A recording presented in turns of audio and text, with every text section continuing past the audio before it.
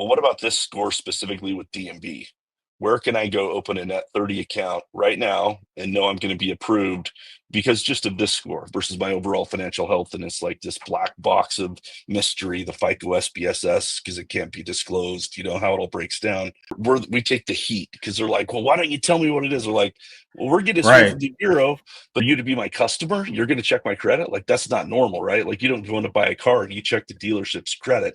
We probably should, Exactly. but we don't think to. Right. Almost nothing that makes us mad every day actually matters in the long run. And then that puts you in a little bit more of a Zen mindset to say, like, hey, what if I'm going through some misery? I did it myself. I chose this path.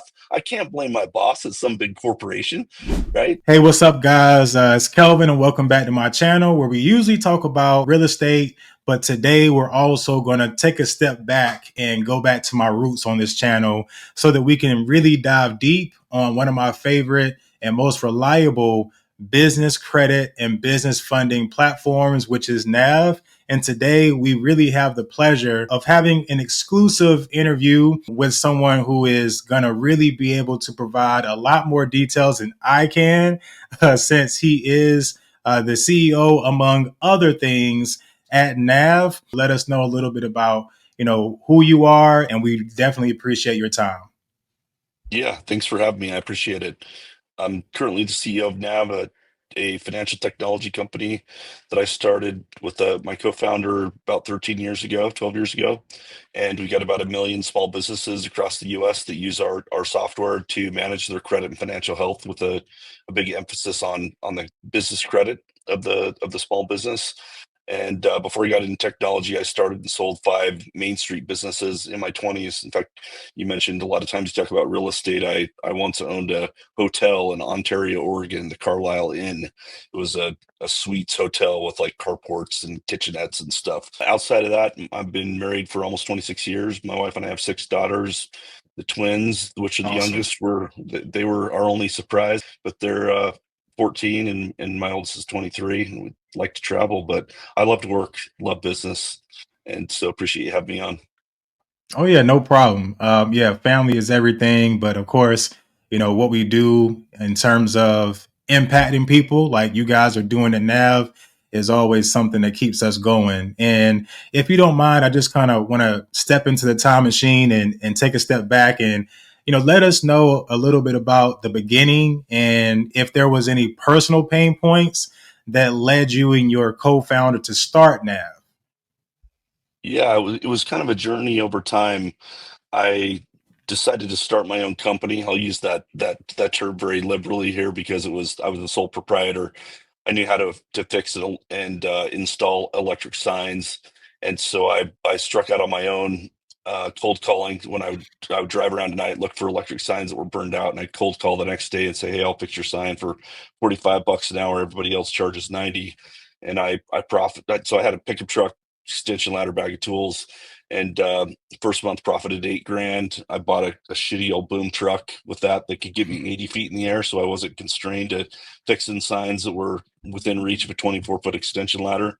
And then I got in the installation business, and then within about 18 months had bootstrapped my way all the way into manufacturing. I didn't come from money, didn't have connections, and so I just, every dime of profit I just put back into equipment and expanded the business. But that business, really quick, I started to learn about business credit because first I went try to get a loan. Banks like, no, you don't even have any credit. Like, credit, what's that? I didn't even know anything about personal credit, let alone business credit. And then I always paid just with a check when I'd go buy electric sign supplies or paint, like all the different things you put into production. And the Sun Supply Co., which is a specialty electric sign supplier, wholesale supplier. It's like, man, it's kind of a pain in the ass that you always bring a check. Like, people don't usually just bring a check and pay. And I'm like, well, how do they normally pay? He's like, well, we'll give you net 30 terms. And so you have 30 days to pay. I'm like, well, that sounds great. So I give him the check. Next time I come back, he's like, man, you don't have any credit. We couldn't give you net 30. I'm like, what do you mean credit? And by then I knew a little bit about personal credit. He's like, well, we checked Dun and Bradstreet. They don't even have a record of you. I'm like, Dun and Bradstreet. Luckily, this was post internet, even though it was early internet. Um, and then I continued over the first few years in that business to stub my toe. I tried to get a merchant processing account. long story for another day. I figured out I had an Equifax business credit report. Didn't even know there was such a Hmm. thing. Later on, had a problem getting a business credit card because of something on my Experian business credit report. I'm like, what? There's another one, and so those were where the seeds were planted. And then I got it all figured out as an electric sign company, which is a low risk industry. And I didn't even know there's such thing as high risk. Just that all small businesses probably works the same. Then I bought a hotel, and the hotel was high risk. That's a high risk industry, and so I had to learn how does it all work now all over again. And so there was 5 small businesses through my 20s. They're all successful in a small business way. And I co-founded Lendio, which is a business loan Oh, brokering platform. yeah. And oftentimes, the majority of the time, like, you don't get what you want when you're a small business owner and you look for financing. You might get approved for the loan you wanted, but for a lower limit or not the right terms, or you may have to go get something subprime. And we didn't do anything at Lendio to say, like, okay, well, what do I do about it? And we would just help you with, like, hey, if you can get subprime, that's all you can get. Like, we'll give you your options. You say yes or no. Maybe you can get an SBA loan because you're really buttoned up. And that just bugged me that we were like, we didn't do anything to help you get to that next step, because I'd been that small business owner, and I Right. wanted that.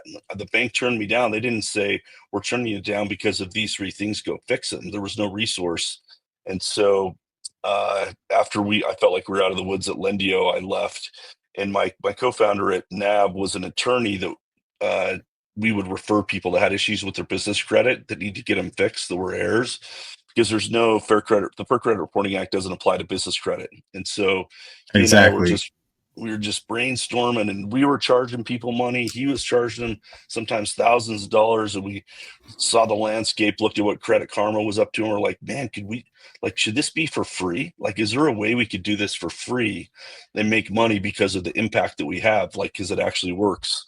And so that was the magical moment. And we took the leap and raised 100 million bucks and from venture capitalists. And I Nice. aged like 40 years in 12 years so far. But yeah, that's so my whole, that was like the culmination of my life's work, from being a small business owner to Lendio and solving the financing, which they do really well, to okay, now let's solve broadly your data, because it's going to impact your business credit, your vendor supplier relationships, ability to get a business credit card, business loan, the cost of your insurance, the cost of your discount rate with your merchant processor. It just impacts you all over the place. Wow. Thank you so much for sharing.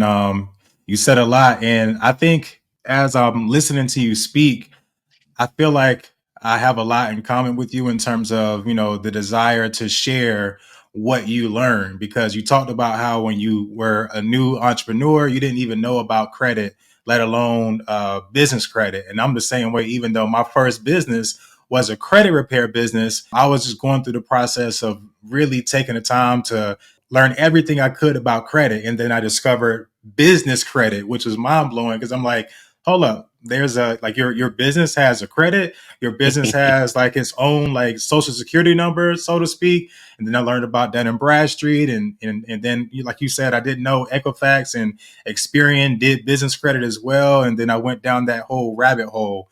And so when I started to learn about it, I just wanted to share it with other small business owners, because as you stated, like, when you go to get funding and you're starting to sign up for different, commercial accounts, and then they say, hey, why don't you use this line of credit instead of your own money? And then you're like, your wheels start to turn a little. So that's one of the reasons why I love a platform like Nav, because one thing I tell a lot of my, clients and also my audience is Nav does a really good job, like better than a lot of other platforms, at educating, right? It's not just about, hey, what's my credit report? You guys do a good job of, highlighting, some, credit cards, or, some loans and some other products that are available for us based on where we currently are building and establishing that foundation. So, just one of the many things that I love about it. But one thing I talk about pretty often on my channel that I would love for you to speak on is, like, what exactly is the difference between personal credit and business credit? Because I think that's a big misconception that a lot of people have. I heard you also, drop a major gem, which is the fact that the FCRA does not apply to business credit. So is there anything you can share just to kind of help establish for my audience the difference? Yeah, there's a variety of differences. Regulatory, which you just mentioned, is one of those, and that's across the board from a regulatory perspective that you just don't see the same protections for small businesses that you do for consumers. If you think of what reports to a credit report, that's different because you'll have more categories of things that will report to your business credit than report as a consumer. So, for example, we all have a cell phone that doesn't report to our personal credit. There's some newer products with Boost and stuff where you can try, where FICO is trying to incorporate that type of data, but historically it didn't. Or your insurance, doesn't report your rent. There's some alternative ways to do it now, but that wasn't a normal part of a credit report. In the commercial space, more types of data get contributed to the file itself. Category of data, like if you have a commercial account with Comcast, that account's going to report to your credit. If you have an equipment lease, it's going to report. If you lease like an auto, it'll report to your consumer credit. But like if you rent a TV or rent furniture, it's not going to show up on your credit. Right. And then one big difference, and this is getting like a little in the weeds and kind of nerdy, is I love it. thanks to the FCRA, when you look at your consumer credit report, you can see that's my American Express card, that's my home loan with Chase, that's my auto loan with whoever. In the commercial space, because there's no regulation providing protections to small businesses, it doesn't matter where you check your credit report. You can check it through Nav, you can go directly to a bureau. All of the creditors or suppliers or anyone that's reporting on your business credit, the name is masked. So it takes a little bit of Right. homework. And everybody gets mad at the bureaus for that, but it's actually not the bureaus. It's the suppliers of data that didn't want commercial anything to get commoditized like it was in the consumer space. And so they Mm, prevent in their agreement when they contribute the data, the bureau is bound by that and they cannot unmask that data. There's exceptions, like if the small business owner disputes the information on their business report, then they can share more detail. Um, so that's a really big difference because that's confusing to small business owners. And like at NAV, it's like at first, like we take the heat because they're like, well, why don't you tell me what it is? We're like, well, we're getting it straight right. from the bureau, but the bureau's not even the bad guy. It's the FI. It's the contributors of the data. I wouldn't even say they're bad guys. It's just so that's a huge difference.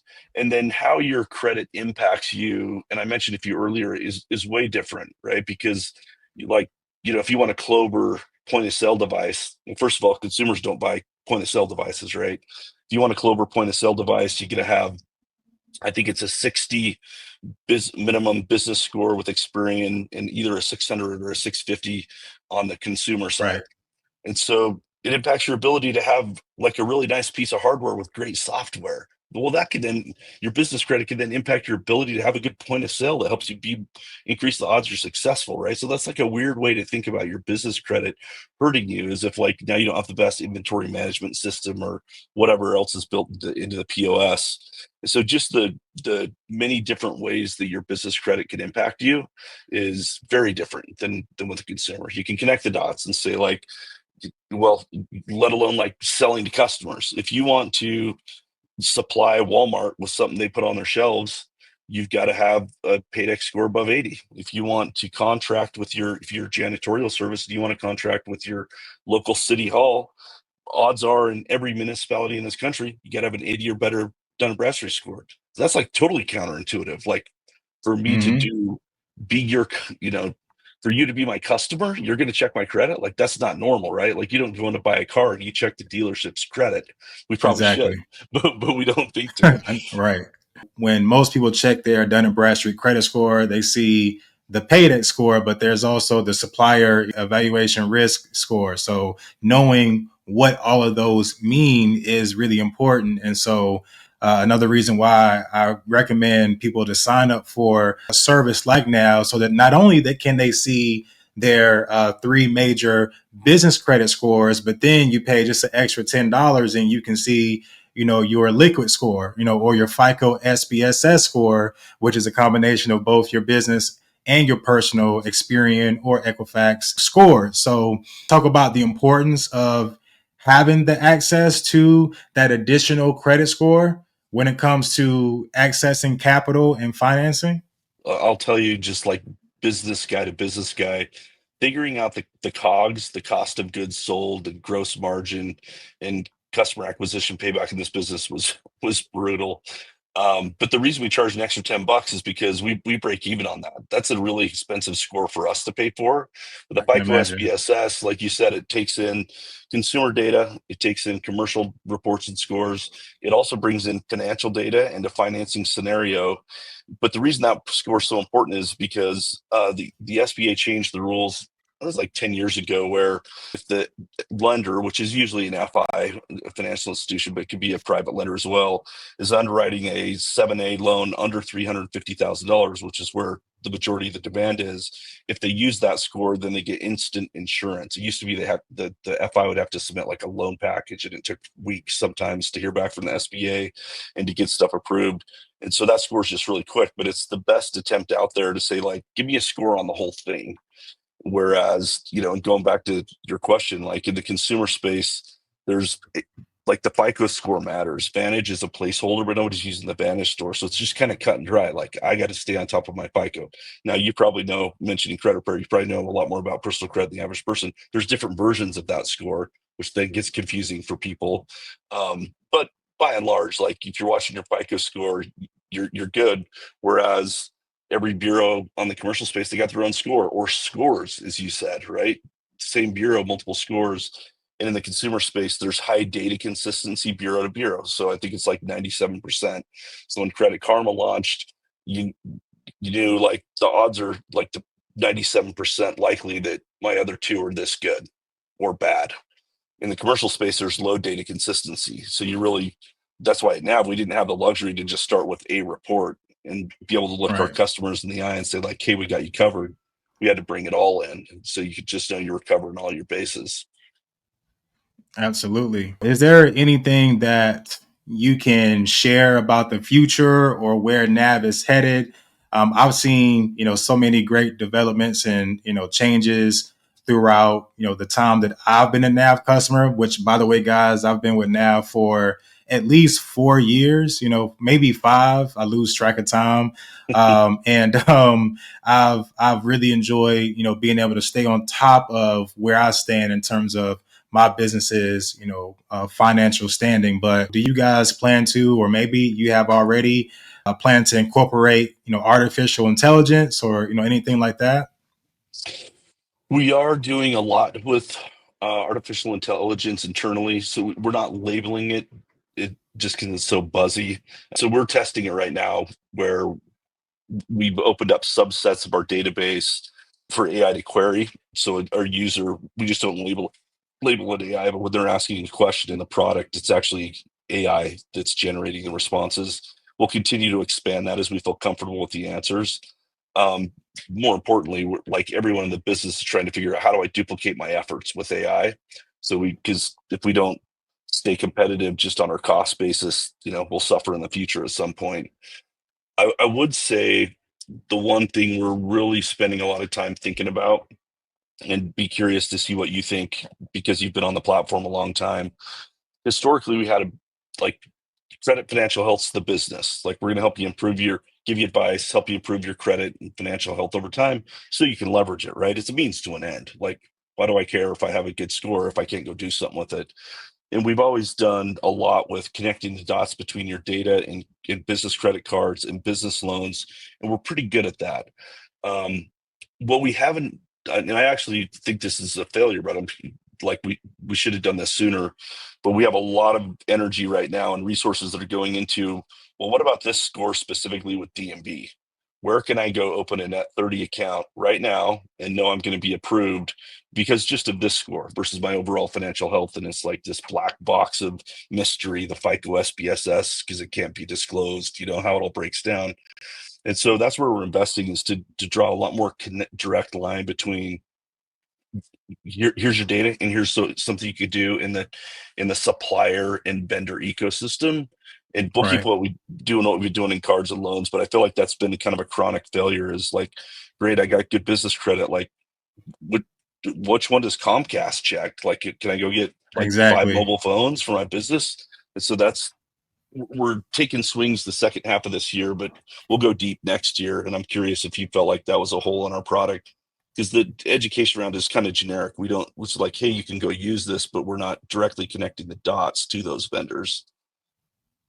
Yeah, like that would be very valuable. It's already bad enough, and of course, it has nothing to do with NAV. But we as business owners, we can't see what's on our credit report in terms of the names of the creditors and all that good stuff. But having the access or something that could show us, okay, if you're going to apply for a commercial lease, they are more likely to check Experian, which I learned from Experience. And yes, that would be a very valuable because it just allows us to not have to go into things blind, which, thanks to now, we technically don't have to because we already have an idea of where our credit scores stand, unless we just have the free version. But yes, that would be wonderful. And I think it'll be a very valuable, feature to bring to the platform.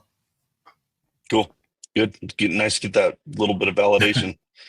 Yes, for sure. So yeah, that's something I definitely would recommend. Is there one piece of advice that you can provide to our audience, whether it be a new entrepreneur or somebody who's only been in business for a few years, to help them last or stand the test of time and not become another statistic that they say what 80% of businesses fail within the first year or two or whatever the case may be?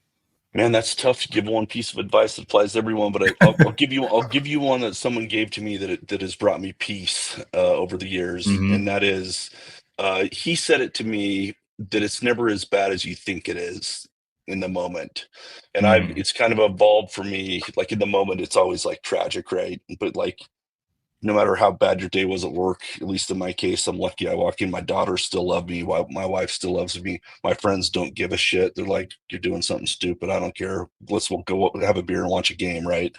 And right. so it's kind of evolved for me into almost nothing we get mad about, like we get worked up about every day, actually matters.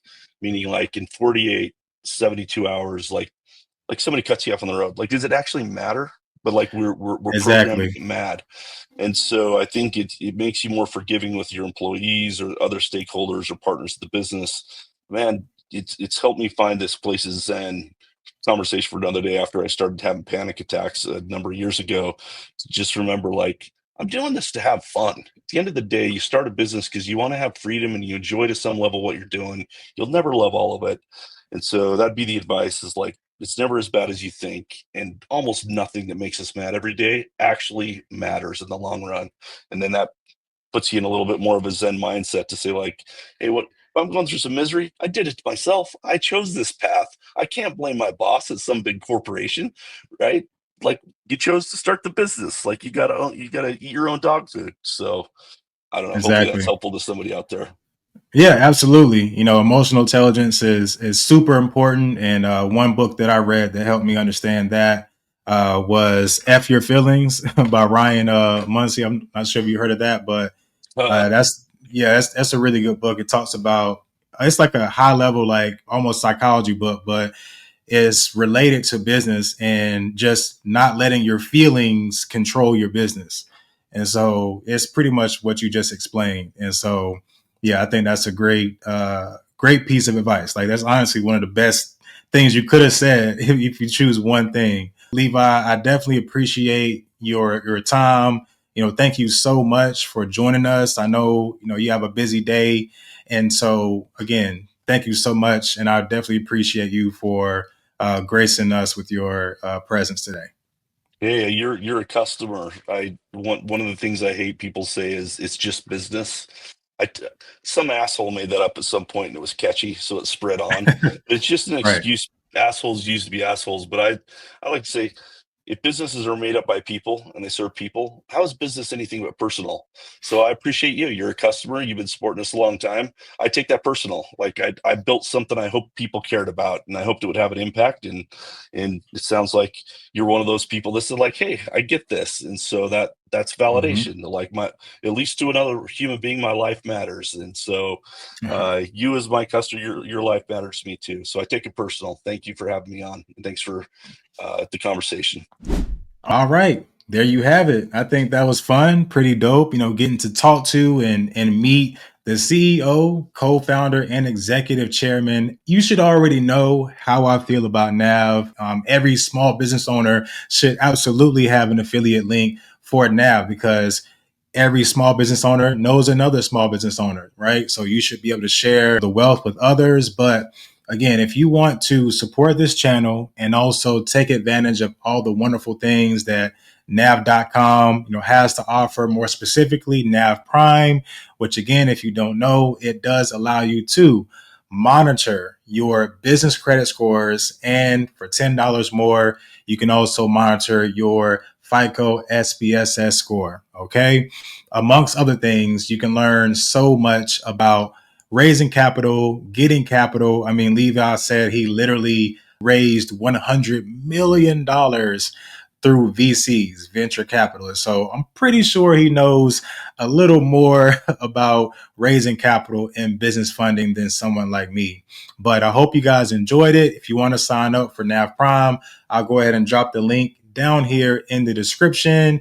I hope you guys enjoy the rest of your morning, afternoon, or evening, whatever time of the day it is. And I'll catch y'all on the next one.